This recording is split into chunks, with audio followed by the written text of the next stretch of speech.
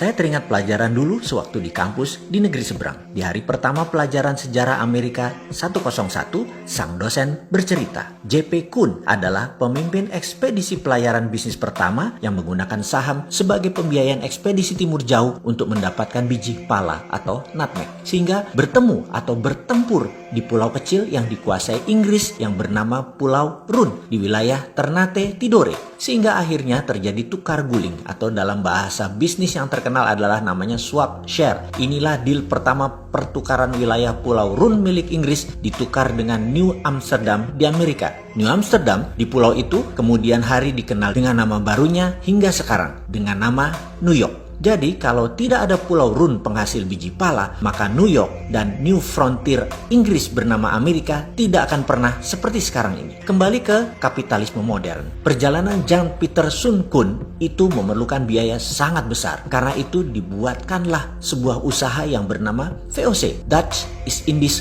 Company, milik berbagai pengusaha Eropa berbasis di Belanda. Mengapa multi-owners? Karena semakin banyak yang store saham, semakin kecil risiko yang ditanggung dalam perjalanan yang berbiaya sangat besar tersebut. Inilah asal-muasal awal kapitalisme modern, yaitu modal bersama, urun dana di bursa keuangan. Maaf, ini juga yang jadi alasan Santara lahir, berdasar dua pengalaman sejarah, Colleganza Venezia dan VOC-nya Belanda. VOC adalah perusahaan pertama di dunia yang menjual stok atau sahamnya agar bisa dimiliki banyak pemodal secara masif. Karena itu, mereka terdiri dari pemilik 17 pemegang saham besar. Beda dengan Colleganza, pemegangnya orang kecil. Oke, nanti kita jelaskan lengkap di chapter khusus untuk Colleganza Venezia ini. VOC juga perusahaan pertama di dunia yang sahamnya dimiliki oleh multi-international owners, ditambah dengan 21 tahun pemberian hak kelola spice, rempah, menjadikan VOC adalah perusahaan mega korporasi pertama di dunia. Hak yang utamanya adalah mengeksploitasi rempah Nusantara. VOC menjadi model pertama di dunia atas mega korporasi yang merubah dunia bisnis, dunia finansial, dunia saham, bursa efek, dunia sosiopolitik ekonomi, military political diplomasi, maritime exploration, dan penjajahan ekonomi oleh perusahaan global. Sengaja saya menuliskan panjang sejarah VOC ini agar bisa mengingatkan dari sejak awal Endos Nesos ini berdiri. Negara kepulauan terbesar di dunia ini adalah ditakdirkan sebagai global player. Banyak peristiwa besar yang membuat dunia seperti sekarang ini dilahirkan dan besar karena Indonesia. Juga mengingatkan bahwa Indonesia itu dijajah oleh VOC loh ya, dieksploitir secara ekonomi sumber daya alamnya. Kekuatan militer Hindia Belanda di setiap wilayah VOC yang membayar overheadnya bukan pemerintah kerajaan Belanda, tetapi swasta, yaitu VOC itu sendiri. Korporasi membayar power itu biasa. Lalu yang dibayar tadi juga tahu diri, yaitu agar langgeng VOC di negara jajahan sumber daya alam dan manusianya sampai habis, maka wilayah itu dilindungi dengan ketat oleh tentara. Samalah dengan Tiongkok, negaranya melindungi bisnisnya di negara lain. Pemerintah Amerika melindungi swastanya di Timur Tengah dan di seluruh dunia dengan 800 pangkalan, mulai dari pangkalan militer fisik yang terlihat hingga safe house. Mudah-mudahan pelajaran beginian bukan menyindir ketika ada pejabat miring ke salah satu karena dia tidak paham geostrategi negara lain. Maaf loh ya, maaf. Biasanya, ya kalau tidak paham, ya kaki tangan mereka. Wis, itu saja. Kembali ke VOC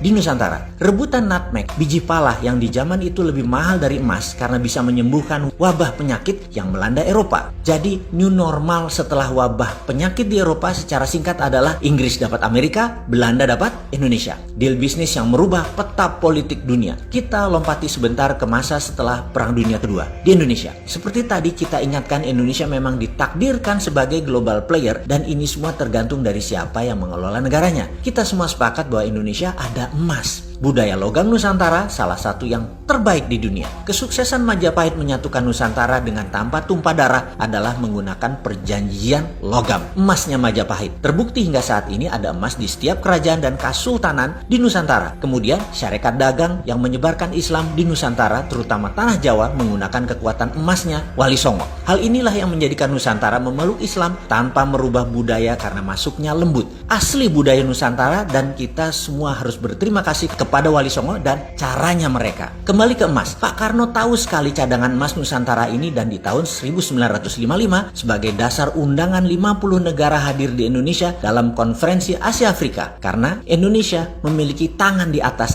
kekuatan emas tersebut. Cina, India, Pakistan, Mesir, Korea Utara, Kuba, semua tokoh revolusioner semua mengharap dukungan Indonesia. Bayangkan ada Nehru, Gamal Abdul Nasser, Zulfikar Ali Bhutto, Mao Zedong, dan legendaris dunia lainnya hadir di Bandung. Kota kecil di negara yang baru 10 tahun merdeka. Karena apa? Itulah obor ala Indonesia. Itulah IMF ala Indonesia. Presiden Soekarno tahu kekuatan sumber daya alam nasional. Kalau dijadikan jaminan untuk printing money, maka rupiah bisa lebih kuat dari dolar. Tapi sayang 1000 kali sayang, Pak Karno pemikir tunggal. Di bawahnya tidak siap karena cakar-cakaran kekuatan politik bermanuver, sehingga lupa mengelola tanah air tercinta dan membangun kekuatan pertahanan, terutama intelijen. Sungguh, membangun kekuatan politik dunia tanpa membangun kekuatan shadow, kita menjadi rapuh. Ketika CIA bergerak, kita tidak antisipasi. Langkah Soekarno adalah ancaman terhadap dolar. Dan terbukti 10 tahun kemudian CIA berhasil melakukan operasi clandestine menggulingkan Soekarno. Pak Karno menjadi sejarah. Kembali kita ulangi sekali lagi. Sepakat ya, Indonesia ini ditakdirkan memang untuk jadi